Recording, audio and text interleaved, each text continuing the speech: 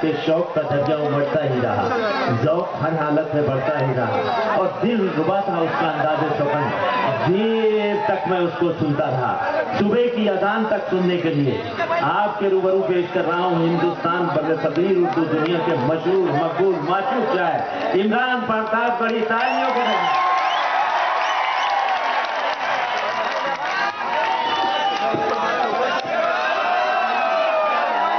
अस्सलाम वालेकुम।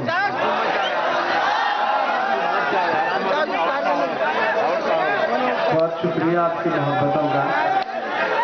मैं चाह रहा था कि किरण जी थोड़ी देर और माइक पर रहते, लेकिन शायद वो भी जल्दी में थे। अब जो इधर मेरे दोस्त हैं उनसे गुजारिश है कि अब थोड़ी देर खामोशी इख्तियार कर लें। जी जी जी, अब आप मेरे सामने बैठे हैं, अब हमें ही बोलने दें। अच्छा, ये भी अभी बचा हुआ है क्या?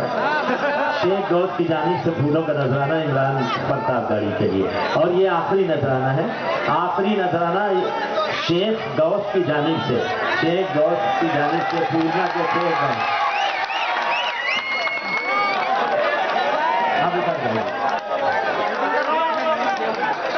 अब समाप्त कर रहे हैं जनाबे इमरान प्रताप गढ़ी से उनका कलाम।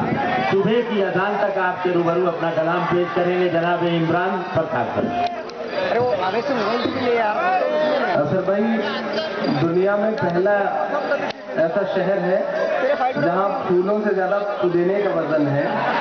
पुदीने की माला पहली बार कहीं पहनने को मिली है और माशाल्लाह पुदीने की माला आपने पहनाई है कि आदमी बीमार हो तो अपने आप ठीक हो जाए बिना कुछ खाए पिए। मालाओं का वजन इतना कि अपने आप गर्दन झुक जाए, हालांकि ये आस्ताना ऐसा है कि अपने आप गर्दन झुक भी जाती है। तो बहुत शुक्रिया आपकी मोहब्बतों का। यूनुस साहब, इलियास चाऊ साहब, इन सब की मोहब्बतों। अरे सुनिए, उन्हीं को अरे बोलने दीजिए सर भाई, वो बैठा रहे हैं, इधर थोड़ा हो जाए तो उधर दोस्त है उनको देखने में, थोड़ा सा और किनारे हो जाए, थोड़ा सा और किनारे हो जाए। मैं चाहता हूँ कि एक शख्स तक मेरी आवाज भी पहुंचे, मेरा चेहरा भी पहुंचे। एक बार पूरा पंडाल जोरदार ताली बजा के मुझे हुक्म दे के मैं पढ़ना शुरू करूँ। बहुत लंबा सा सफर, हजारों किलोमीटर का, और वो जीरो से कोई जगह है वहां से जो 20 किलोमीटर का सफर था, वो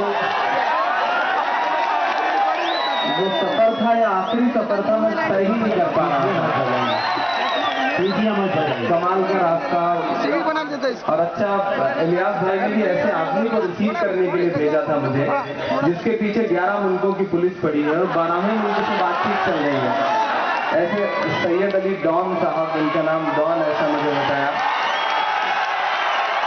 और असल भाई ये खासियत इनकी और मुझे पता चली, माशाल्लाह 4 बीवियां 24 बच्चे। मैं बड़ी देर हैरत में रहा, उनकी तरफ पलट पलट के कई बार देखता रहा। फिर मैंने सोचा भाई अपनी अपनी कैपेसिटी है, क्या किया जा सकता है। हमारे नसीब में एक भी नहीं है, भाई साहब के नसीब में 4 हैं, यही की आपको एक की भी सूरत नहीं पैदा कर। बहुत खूबसूरत सा ये मुशायरा, बहुत आप प्यार से सुन रहे हैं, बहुत जिंदा दिली से। जो मेरे बड़े बुजुर्ग बैठे हैं, खड़े हैं, उन सबसे भी गुजारिश करते हुए 4 मिसरों से अपनी बात की शुरुआत करता हूँ। मेरे बहुत प्यारे दोस्त मोइन साहब यहाँ बैठे हुए हैं, महाराष्ट्र के सदर हैं। जी जी जी, वो सब पढ़ूंगा, वो सब पढ़ूंगा जो आप चाहेंगे।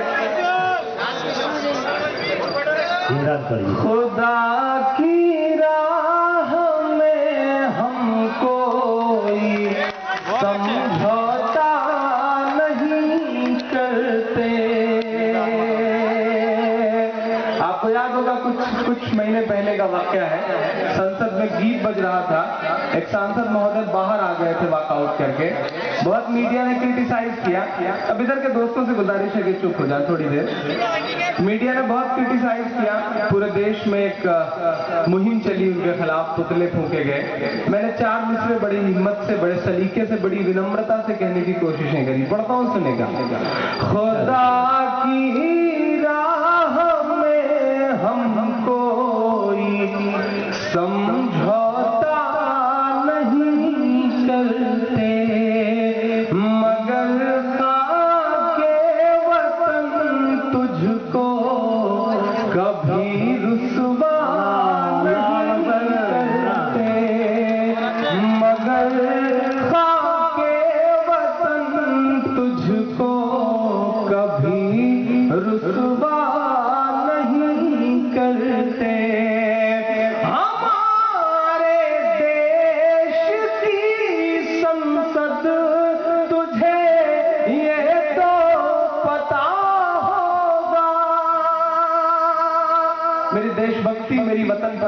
इन मिसरों में बोलती है, आपसे दुआएं मांगता हूं। हमारे देश की संसद तुझे ये तो पता होगा, मोहब्बत करने वाली चीज को सजदा नहीं करते,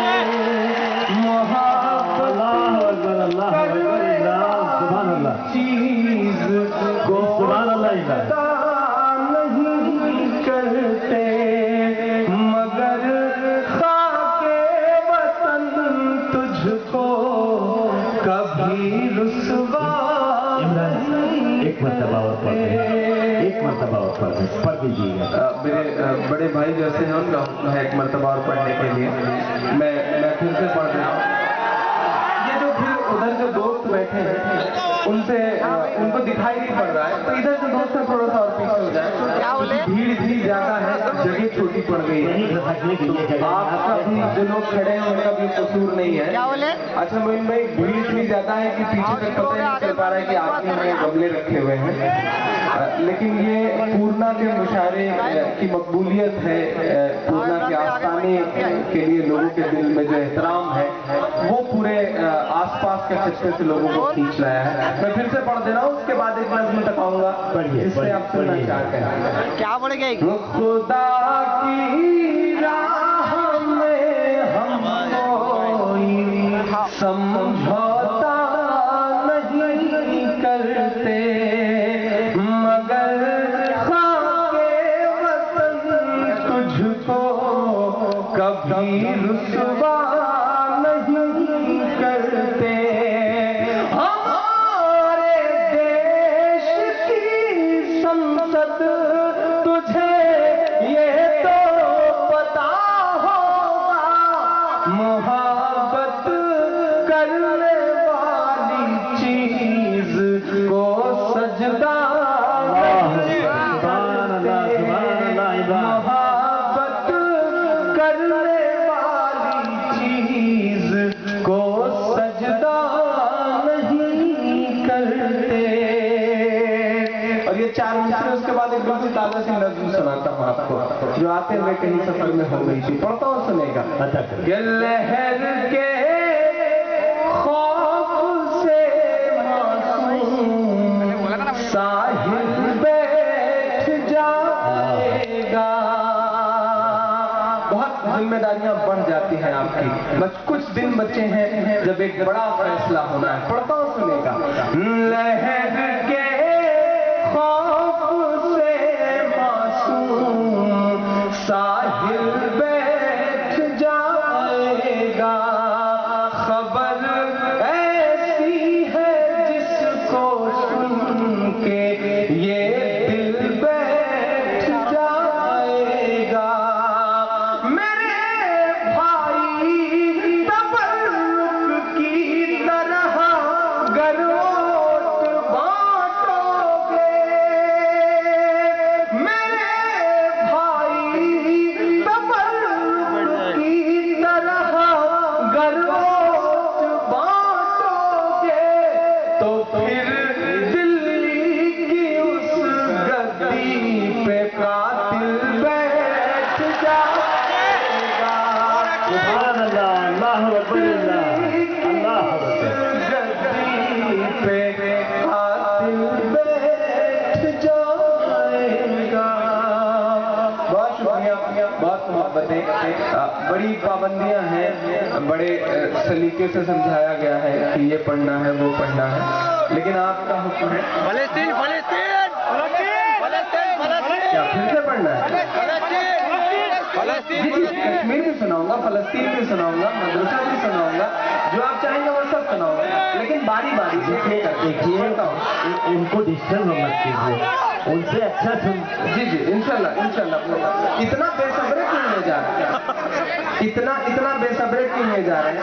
रात के 11:15 बज रहे हैं, रात के 11:15 बज रहे हैं, सुबह की अजान तक 2 बजे 3 बजे तक मुशायरा चल रहा है, तो मैं सुनाऊंगा इंशाल्लाह। सुनाऊंगा।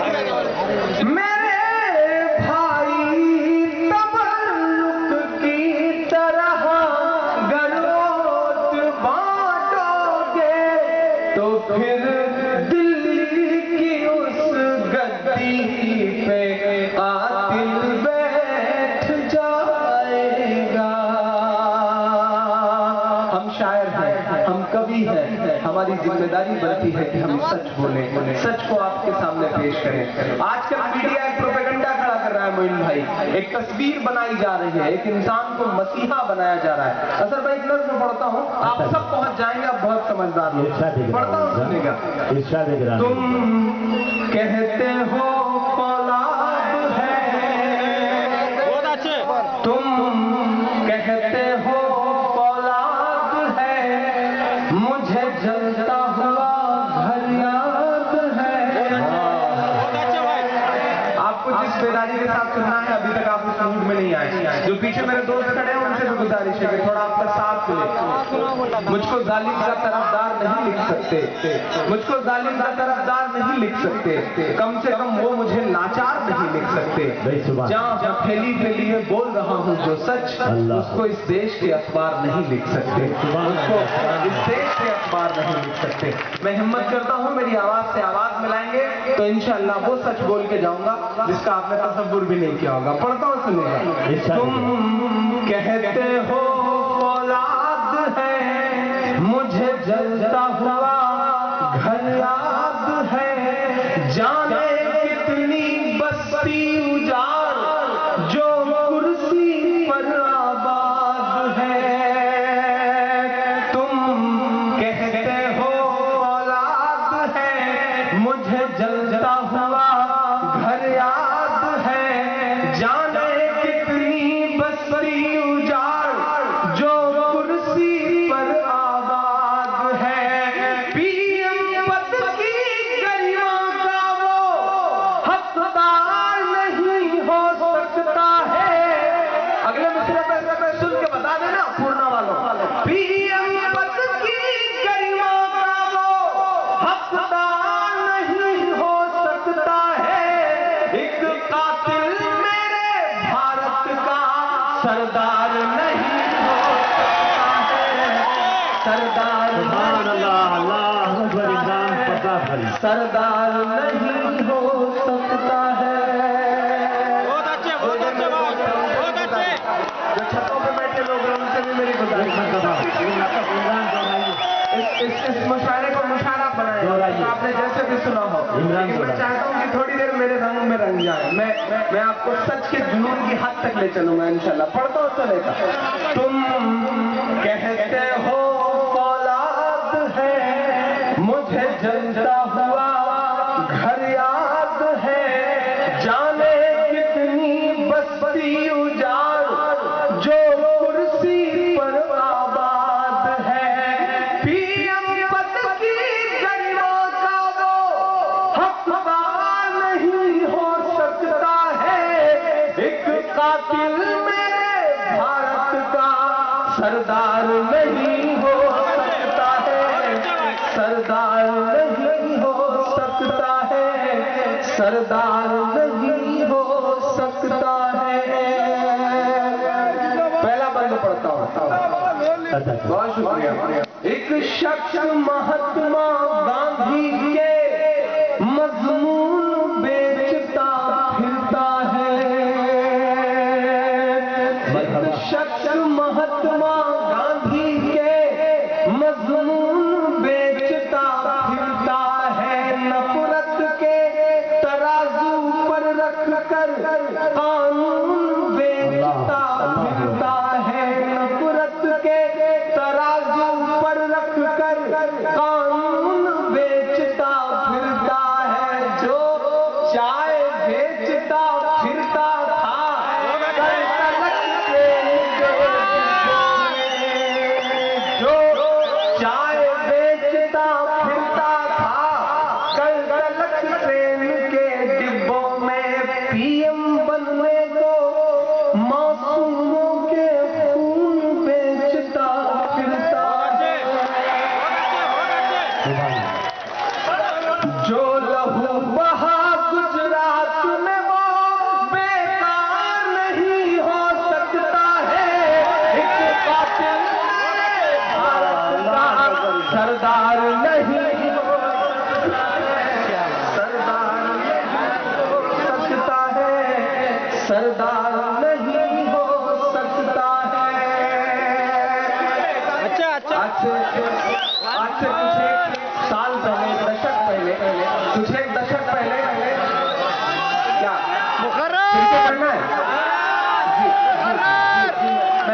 करते रहो। आज से कुछ एक दशक पहले एक शासक गुजरा, नेपोलियन। उसने एक बात कही कि एक झूठ तब तक बोलो जब तक सच न मान लिया जाए। पूरी दुनिया में किसी ने अगर इस बात को सबसे ज्यादा अपने अंदर उतारा तो वही है जिनके लिए मैं ये नज़्म पढ़ रहा हूँ।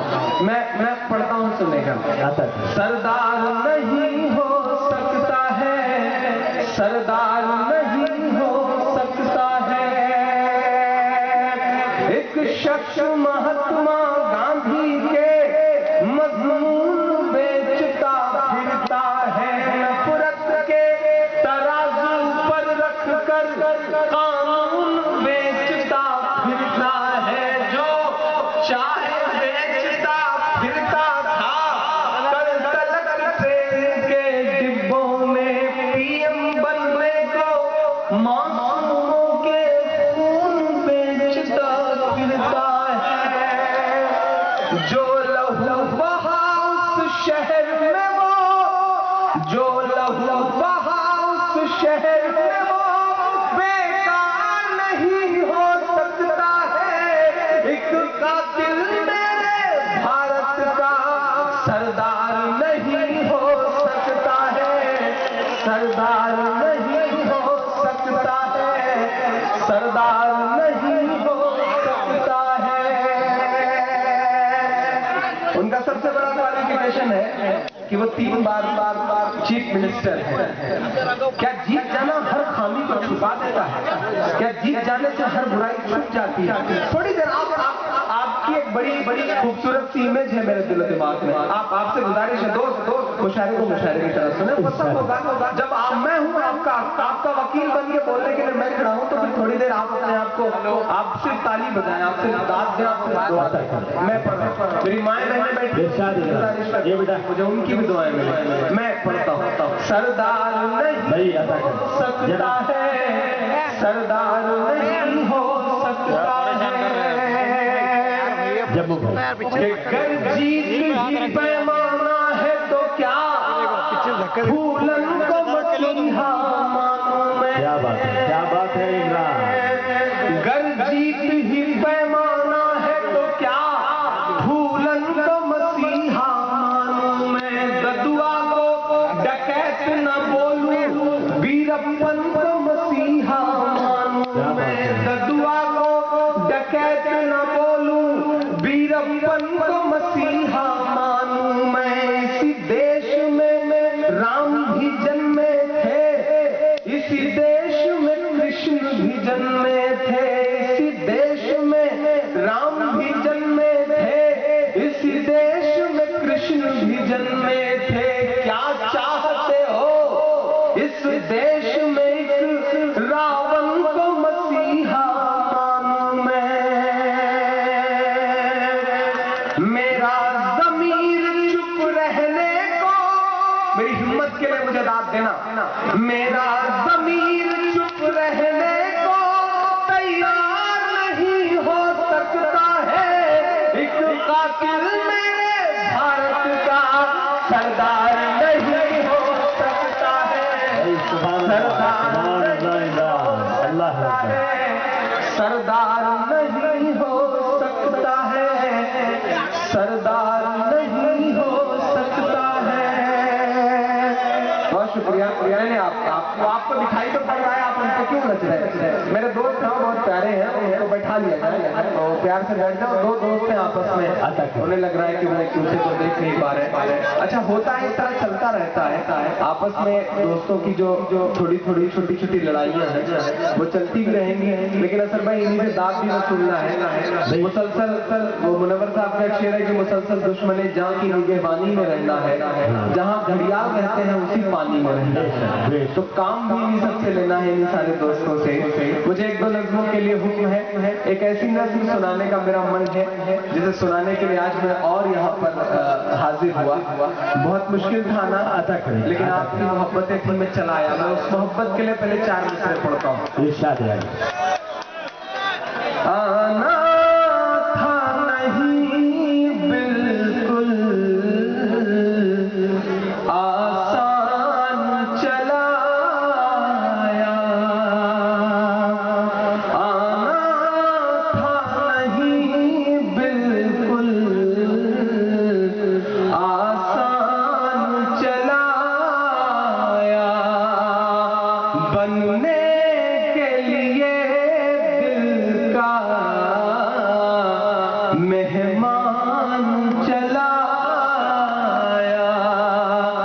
बनने के लिए दिल का मेहमान चला आया। कितनी थी कशिश यारो तुम सबकी मोहब्बत में, मजबूर जो हो करके इमरान चला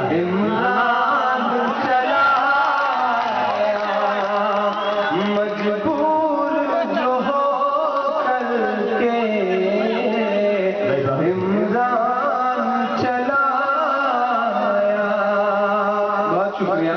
मुझे याद है आज से 1 साल कुछ महीने पहले मैं पहली बार परभनी आया था। उसके बाद जब इलियास चौथ साहब और यूनुस साहब के फोन आए मुझे पिछली बार पूर्णा आने के लिए, तो मुझे एक बात कही गई कि इमरान साहब ये ऐसा आस्थाना है, ये ऐसा शहर है, ये ऐसी मिट्टी है जहाँ एक बार जो आ जाए और ये मिट्टी उसे नवाज दे तो वो पूरी दुनिया में बहुत नवाजा जाता है। मैंने इस चीज को बहुत शिद्दत से महसूस किया है यहाँ आने के बाद। पिछले 1 साल में अल्लाह ने पूरी दुनिया का सफर तय कराया। शायरी में मुझे मदीने तक का सफर कराया, मक्के तक का सफर कराया। ये इस मिट्टी की खासियत थी, इस मिट्टी की मोहब्बतें थी। एक नज़्म मेरे बहुत प्यारे दोस्त हैदराबाद से आए हैं, बिलाल साहब बहुत प्यारे दोस्त हैं, मेरी इनसे फेसबुक पर दोस्ती हुई और ये मुझसे मिलने के लिए लखनऊ तक जा पहुंचे। 2 दिन इन्होंने होटल में इंतजार किया। तीसरे दिन मेरी इनसे मुलाकात हुई तो आज इन्हें देख के मुझे बहुत अच्छा लग रहा है। वहीं साहब यहाँ बैठे हैं। एक नज़्म जिसे मैं बिल्कुल आखिर में पढ़ना चाह रहा था, लेकिन मैं भी खुद को रोक नहीं पा रहा हूँ। मेरा मन कर रहा है कि मैं जल्दी जल्दी उस नज़्म को पढ़ दूं, क्योंकि उसमें कुछ नए बंद जुड़े हैं आते हुए रास्ते में और मेरे मन से जुड़ी हुई वो नज़्म है। मैं बिल्कुल नाम नहीं लूंगा, बहुत समझदार लोग हैं, आप पहुंच जाएंगे जहां आपको पहुंचना है। आप सबके उन्हें नहीं मैं जान रहा हूँ आप जहाँ पहुंचना चाह रहे हैं। मैं नज़्म शुरू कर रहा हूँ। ये मेरे मन से जुड़ी हुई नज़्म है। ये नज़्म कहने का मेरे मन में ख्याल इसलिए आया कि मैं एक बार कहीं नमाज में था, बाद में दुआ हो रही थी, तो मेरे पड़ोस में बैठे हुए एक बुजुर्ग ने उस दुआ में उस शख्स का नाम शामिल किया। तो मुझे लगा कि अब जब बुजुर्गों की दुआओं में कोई शामिल हो जाए तो शख्स को पनपने से, आगे बढ़ने से और लोगों के दिलों में घर बनाने से कोई रोक नहीं सकता। तो मुझे लगा कि मुझे भी नज़्म कहनी चाहिए। मेरे शायर दोस्तों ने समझाया कि इमरान बहुत ऐसा पहलू है कि छूना हाथ जलाने के बराबर है, लेकिन मैंने कहा कि हाथ जल जाए तो अच्छा है, क्योंकि किसी नेक काम के लिए हाथ जल जाए, पाँव जल जाए, इससे अच्छी बात क्या हो सकती है। मैं नज़्म शुरू कर रहा हूँ, पढ़ता हूँ। मेरे हिंदुस्तान में तेरा आप समझ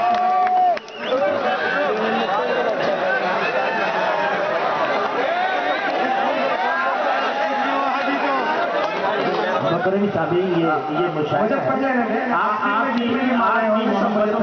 मुझे इमरान कह दीजिए मुझे आपकी मोहब्बत का एहतराम है। मुझे नहीं मुझे आपकी मोहब्बतों दोस्त उनसे गुजारिश है कि थोड़ी देर बैठ जाए। बिल्कुल नई सी नज़्म पढ़ रहा हूँ। परभनी में मैंने उसका सिर्फ एक छोटा सा बंद पढ़ा था, आज वो पूरी नज़्म सुना रहा हूँ। पढ़ता हूँ, आधा करें यूनुस भाई आप बैठ जाइए, चलिए आधा करें पढ़ते रहिएगा। यूनुस भाई बैठिए ना। अरे अब कोई शख्स शान या हार नहीं पेश करेगा। देखिए नौजवान है ना, चलने दीजिए। ये नौजवान पीढ़ी है, बहुत जल्दी में रहती है। पहले वो जमाना दूसरा था कि वो 100 साल पहले मुझे तुमसे प्यार था, आज भी और कल भी रहेगा। ये जमाना ऐसा है कि वो आती रही, बैठती रही, हम प्यार समझ बैठे, जिस दिन नहीं आई हम उस दिन इतवार समझ बैठे। तो ये सब बहुत तेजी में और बहुत जल्दी वाले नौजवान दोस्त हैं, इन्हें चलने दीजिए जैसे चल रहे हैं। इनकी बेतरतीबियों पे कभी कभी गुस्सा तो आता है, लेकिन इनके जोश और इनकी जिंदा दिली पे कभी कभी प्यार भी आता है, फख्र भी होता है। ये बहुत प्यारे नौजवान दोस्त हैं और मुझे लगता है मैं पूरे हिंदुस्तान के जो अपने नौजवान पीढ़ी है ना, उसकी आंखों में जो चमक इस बीच देख रहा हूँ, जो बदलाव का जुनून देख रहा हूँ, मुझे लगता है कि इंशाल्लाह आने वाला 5 साल मेरी कौम का बहुत बेहतर होगा। ये मैं वो बदलाव महसूस कर रहा हूँ। मैं पढ़ता हूँ, सुनिए। मेरे हिंदुस्तान में तेरा अकबर बोल रहा है। ऐसी खामोशी से सुनेंगे तो मजा नहीं आएगा। मुझे एक शख्स की दाद चाहिए। मैं पढ़ रहा हूँ, सुनिए।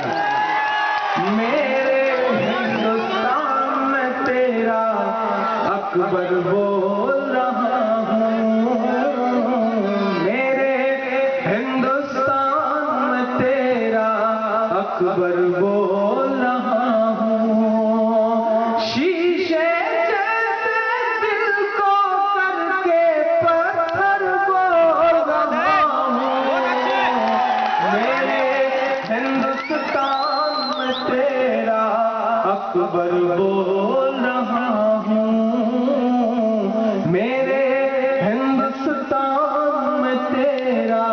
अकबर बोल रहा हूँ। पहला बंद पढ़ता हूँ। एक अजीब सी इमेज बनी, मीडिया का भी प्रोपेगेंडा था, लोगों ने भी मुहिम चलाई। मुझे लगता है कि एक सॉफ्ट पहलू भी है जिसे इमरान महसूस कर सकता है, जिसे तमाम शायर दोस्त महसूस कर सकते हैं। मैं पहला बंद पढ़ता हूँ। मेरे हिंदुस्तान में तेरा अकबर बोल रहा हूँ। पहला बंद पढ़ता हूँ। बिलाल साहब, आप वहां से आए हैं, मेरे मिस्र लेके जाएं और मुझे अच्छा लगेगा कि वहां तक पहुंचाएं। पढ़ता हूँ, सुनेगा। आता करिए। तेरे प्यारे शहर हैदराबाद का बेटा हूँ मैं। तेरे अगले मिस्र पे दुआ देना। तेरे प्यारे शहर हैदराबाद का बेटा हूँ मैं। सालारे मिल्लत जैसे औलाद का बेटा हूँ मैं। सालारे मिल्लत जैसे औलाद का बेटा हूँ मैं। दुनिया मुझको ये कहती है इनकलाब है अकबर। अगला मिसरा सच्चा हो तो कसम है कि हाथ को। दुनिया मुझको ये कहती है इनकलाब है अकबर। जाने कितने तो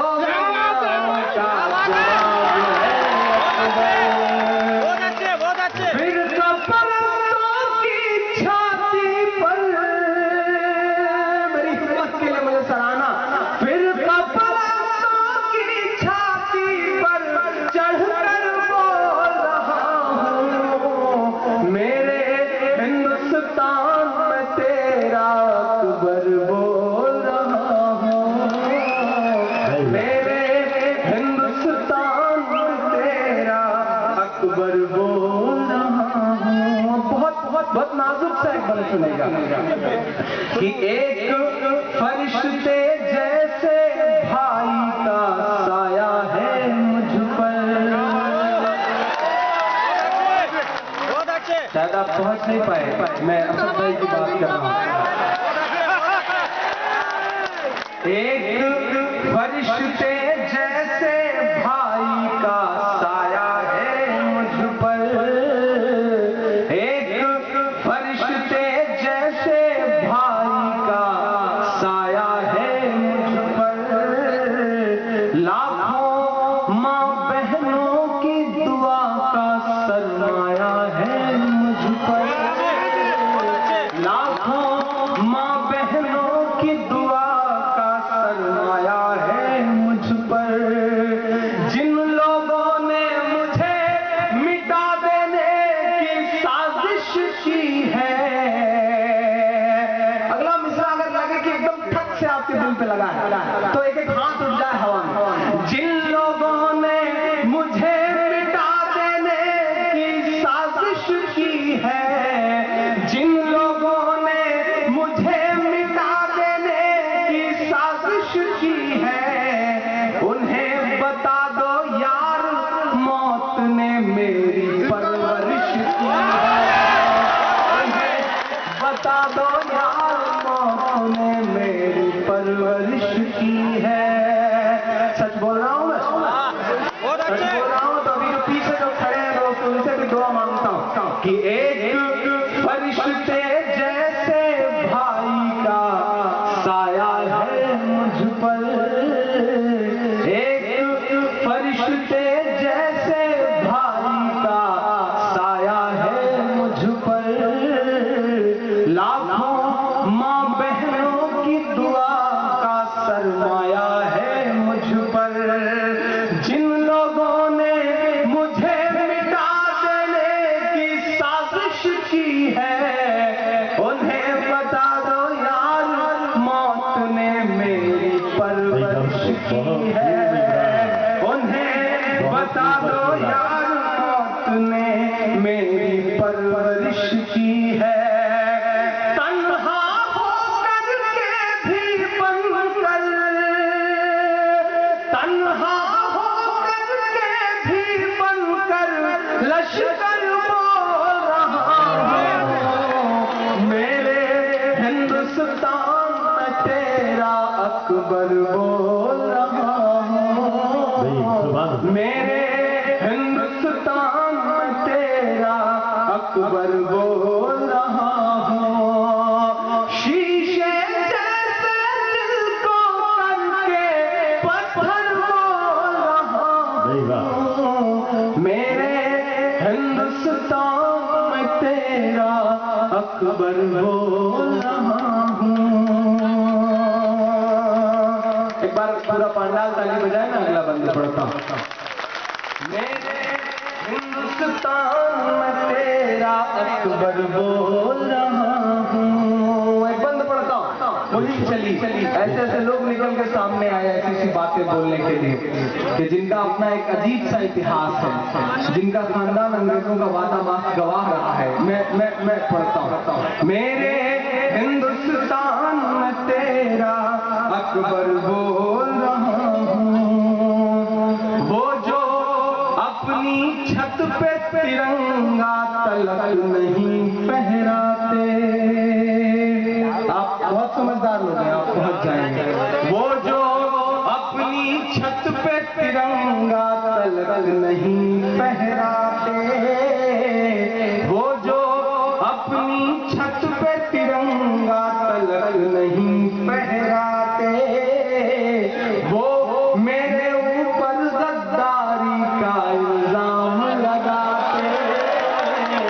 वो मेरे ऊपर गद्दारी का इल्जाम लगाते।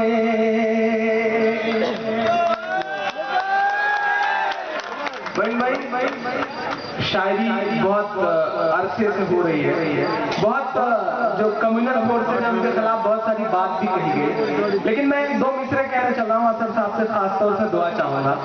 एक संगठन है जो अपने आप को सबसे बड़ा मसीहा मानता है देशभक्ति का, लेकिन आप कभी गौर करें तो उसने आज तक कभी तिरंगे को अपना झंडा नहीं माना। मैं इशारे पे बात कह रहा हूँ, मुझे दुआ देना।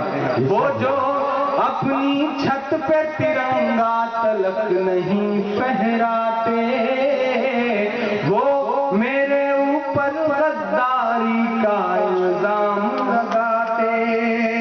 नागपुर में मुख्यालय पर जिस दिन फहरेगा तिरंगा, नागपुर में मुख्यालय पर जिस दिन फहरेगा तिरंगा, उस दिन से पूरे भारत में कहीं न होगा। उस दिन से पूरे भारत में न होगा बंगा। ये ऐसा सच है जिसको,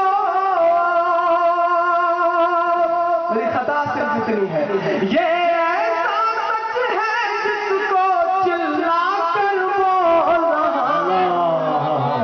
मेरे हिंदुस्तान में तेरा अकबर बोल रहा हूं। मेरे हिंदुस्तान में तेरा अकबर बोल रहा हूं। उनका वो भी सुनाता हूँ आप मेरे बड़े भाई हैं। आप जो कहेंगे, अगर आपका हुक्म नहीं मानूंगा तो आपके इलाके में हूँ, आपकी गली में हूँ, आप कैसे बच के जाऊंगा। आप जो भी कहते हो वो तो सुनाना ही है मुझे। आप मेरे बड़े प्यारे दोस्त हैं, आपकी मोहब्बतों को सलाम कर रहा हूँ। आखिरी बंद पढ़ रहा हूँ इस लफ्ज का। मेरे हिंदुस्तान में तेरा अकबर बोल रहा हूँ। आखिरी बंद पढ़ता हूँ, सुनेगा। कि सच को बोलना है जी बगावत, तो हाँ बागी हूँ मैं। आखिरी बंद है, बड़ी हिम्मत की है मैंने। हैदराबाद में रह के, महाराष्ट्र में रह के पढ़ना आसान है, यूपी में रह के इस नज़्म को पढ़ना थोड़ा मुश्किल है। आप सब शायद इस बात की तह तक ना पहुंचे, लेकिन मैं हिम्मत कर रहा हूँ। लबों पर हम सजा कर आयते कुरान निकले हैं, वतन पर मरने मरने का लिए अरमान निकले हैं। जमाना कर तुला है जान लेने पर तो क्या डरना, हथेली पर सजा कर हम भी अपनी जान निकले हैं। हथेली पर सजा कर हम भी अपनी जान निकले हैं। मैं पढ़ता हूँ, सुनेगा। कि सच को बोलना है जी बगावत, तो हाँ बागी हूँ मैं। सच को बोलना है जी बगावत, तो हाँ बागी हूँ मैं, अगर लुटी बहनों की इज्जत तो हाँ बागी हूँ मैं, अगर लुटी बहनों की इज्जत तो हाँ बागी हूँ मैं। किसी शहर में सिस्टम को अब जुल्म न करने देंगे, किसी शहर में सिस्टम को अब जुल्म न करने देंगे, अगर नहीं सुधरी ये हुकूमत तो हाँ बागी हूँ मैं, अगर नहीं सुधरी ये हुकूमत तो हाँ बागी हूँ मैं। जो दिल के अंदर है वो ही, जो दिल के अंदर है वो ही बाहर बोल रहा हूँ। मेरे हिंदुस्तान में तेरा अकबर बोल रहा हूँ, मेरे हिंदुस्तान में तेरा अकबर बोल रहा हूँ। बहुत शुक्रिया। कहानियों के दरमियान इमरान साहब, आपने आज यहाँ हमारे सबको हंसाया भी, और जनाब जरा सुनिए, आपने सबको हंसाया भी और हमारे वालिदैन की भी बात की है, बहनों की भी बात की है, और यहाँ तक कौमी एकता की भी बात की है। लास्ट में आपने इस सरजमीन हिंदुस्तान के पॉलिटिशियन को भी नहीं छोड़ा है। जोरदार तालियों से स्वागत कीजिए। और एक बार मैं वापस इमरान साहब से गुजारिश करता हूँ कि आप वापस माइक पर आए। समाज के जनाब